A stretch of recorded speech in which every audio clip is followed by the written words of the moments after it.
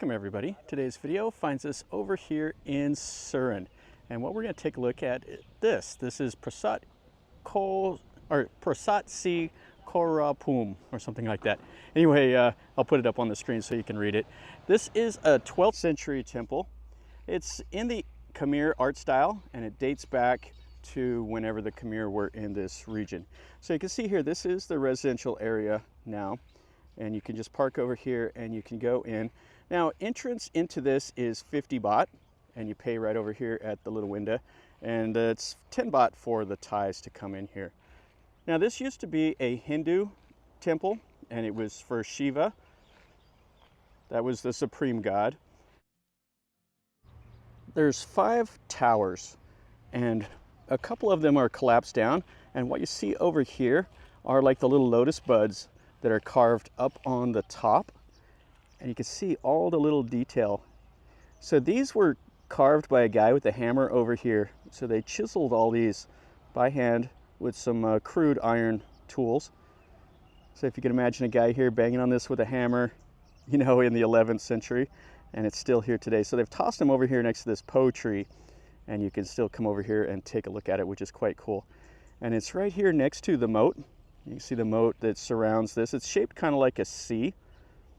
And I'm not sure exactly how big the moat is. I think it's like 300 by 600 meters. We got some locals over here enjoying the day. So they can come over here and feed the fish and kind of hang out here on this grassland, which is quite cool. You come over here in the cool of the evening and you could take some pictures and just look at this magnificent temple. Definitely worth coming over here. This, I would say, is probably the best temple in this region. I really like coming over here to this one. It's not overly huge, but the styling is fantastic. So there was some really famous stone carvings here, and in the lintels above the doors, there's a couple that are in the museums, like the Phimai National Museum now, and then you can see what's still in the site. We can see here, this is one of the smaller little prongs. There's the 4 on the cardinal directions around the central prong. You can see it's in pretty bad shape. They've came in and they've redone around the door to keep it from collapsing, but the lintel's gone and most all the detail work is gone. And the same over here, this other smaller one that's on the north side.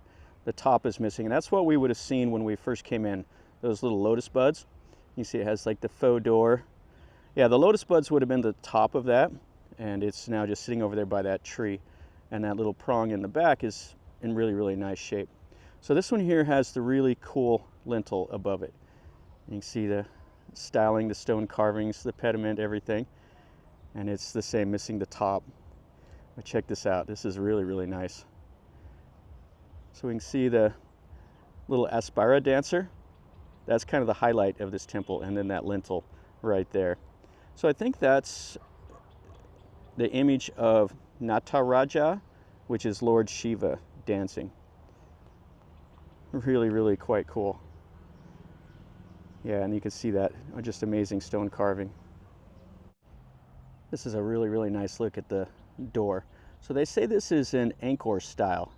And you can see the aspira dancer. Oh, that is fantastic. It has like a little bird right there. It's really some important imagery for the Hindus. And check out all those little stone carvings, and we can look inside here. Now there's not a whole lot in here. It's kind of dark. We can see in here, it looks like some people have set up little shrines and stuff like that. Yeah, I don't know how this will come out on camera, but we can at least take a look in here. This is outside of that little prong. You see the faux door right here, which was the Hindu styling, the Khmer. They did the 3 faux entrances, with the only entrance to the east. We see a small little prong over there. Yeah, really nice though. And that's the faux entry. It's kind of funny because they go to all that trouble to make a doorway, and then it just doesn't go anywhere. You see here the lintel's missing. A little bit of the styling around the base here. Yeah, this is a new door jamb just to keep this whole prong from collapsing down. You can see the styling around the bottom of it. Now right over here, this is the best prong. So we'll take a look. It's still intact. It's the highlight of this temple, other than that stone carving above the entryway on the center prong. Check that out, that's quite cool. So those ones by that tree would have been up on these other ones, the smaller ones that are kind of down, that have collapsed down. And this would have all been probably whitewashed. Would have been fantastic to see. And looks like the lintel's missing here. See a little bit of the styling around the door. Yeah, these bricks just don't hold up. I like to see them made out of the sandstone a lot better. And they've the new doorway, and it's just empty inside. Now let's take one more look here. So that's a 10-armed Shiva right there on that lintel. What a fantastic example of a Khmer temple. Yeah, if this was renovated by the Lao when they controlled this, that's what I was reading about. I don't know too much about that history, but it's nice that they did go in here and kind of restore this to where we can see it today. You can see a little bit of the styling here, the faux door. And then that looks over towards the little moat. So let's see what's inside of here. There would probably been a like the little pedestal with like a Shiva linga or something like that on inside of here.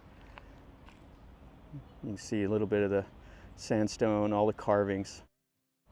Now let's walk around here. We can see the base. Yeah, they didn't miss a beat. They carved all of this. So you can see they would have hauled these big stones in for the center base, and all 5 of the prongs would have been on top of it. So there was some serious work, and then they carved every little square inch of every surface that you would see. It always amazes me the dedication that they had. So let's walk around here and we'll look at it from the west side. Now this is a normal temple. Everything is open to the east, but you would have still seen it from the west and all the faux doors and everything. Yeah, here's the faux entrances. You can see how they did those corners, and it's shaped like a lotus flower. I really like this temple. It's small, and it's definitely worth your time if you're in this area. Come over, spend 30 minutes or so, take a look at it. It looks like there would have been a small little building that tree's overtaken now. Something would have been down underneath there. And you can see the flowers on the moat, some houses and stuff like that around. Yeah, just some blocks that they haven't done anything with, and the tree is taking it over. And those flowers. This would be really cool in the morning also, as well as here in the evening time. And then one last look here. That's really cool with the reflection on the moat and those little prongs with the trees and stuff like that all around. Yeah, really nice. This is just out here kind of in the country. You're about 30 minutes or so outside of Surin. And you can see that is the active temple over there. You can see the little chetties and stuff like that, and then the small road. And then looking back. That'll finish up our video over here at this 12th century Khmer temple. This is beautiful. It's not overly huge, and it's a little overpriced at 50 baht, but hey, it is what it is. You get to see something that's you know, a bit historic.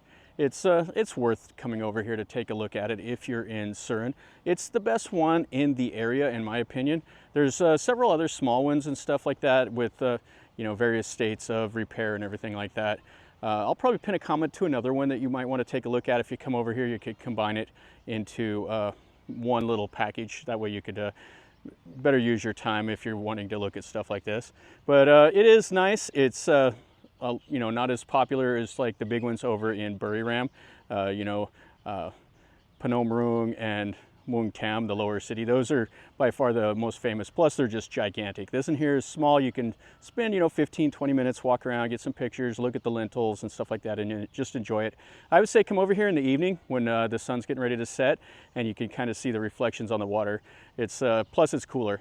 So anyway, if you enjoyed the video, smash the like button. If you're new to the channel, subscribe and stick around, and you're notified when I post new videos of stuff like this. I like this. This is my hobby. So if you enjoy it, then stick around and you're notified when I post a new video. And if you know a little bit about this temple, tell me in a comment down below, or if you've been here, or if you want to come and have any questions, ask me and I'll do my best to answer them. But anyway, from over here in Surin, remember, life is a journey.